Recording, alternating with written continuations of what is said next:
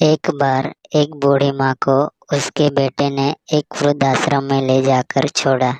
इस माँ का यह वही इकलौता बेटा था जिसके लिए इस माँ ने जीवन भर संघर्ष किया। इस बेटे के लिए वो सब कुछ किया जो एक माँ को करना चाहिए या माँ कर सकती है, और आज भी अपने बेटे को किसी भी तरह की परेशानी ना हो इसलिए आश्रम में रहने के लिए भी तैयार हो गई। वृद्ध आश्रम में रह रही माँ हमेशा अपने बेटे को याद करती, मगर बेटा केवल साल में एक बार उनको मिलने जाता या फोन पर बात कर लेता। कई साल बीत गए। वृद्ध आश्रम से बेटे को एक दिन फोन आया।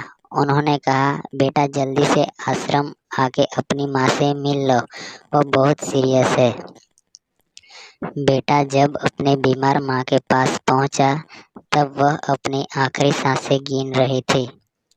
बेटे ने अपनी माँ से उसकी आखिरी इच्छा पूछते हुए कहा, माँ मैं तुम्हारे लिए क्या कर सकता हूँ बताओ।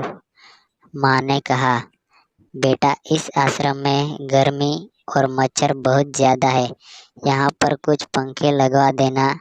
फ्रिज ना होने की वजह से यहाँ पर हम बूढ़ों को कई बार भूखे पेट ही सोना पड़ता है, क्योंकि किसी ने दिया हुआ खाना खराब होने से नहीं बचा पाते।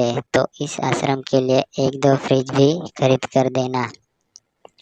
बेटे ने अपनी माँ की सारी बात सुनी और अपनी माँ से पूछा, आपने इतने साल यहाँ पर निकाल दिए पर आपने कभी भी यह बातें मुझसे नहीं कही, और अब जब आपके पास टाइम नहीं बचा है तब आप यह सब कह रही है, ऐसा क्यों?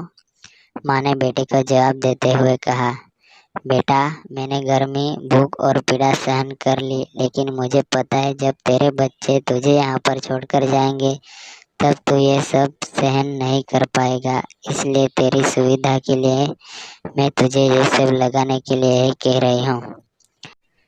दोस्तों, माँ की ये आखिरी लाइनें किसी भी बेटा या बेटी की आंखें खोलने के लिए सक्षम है। इतिहास हमेशा अपने आप को दोहराता है।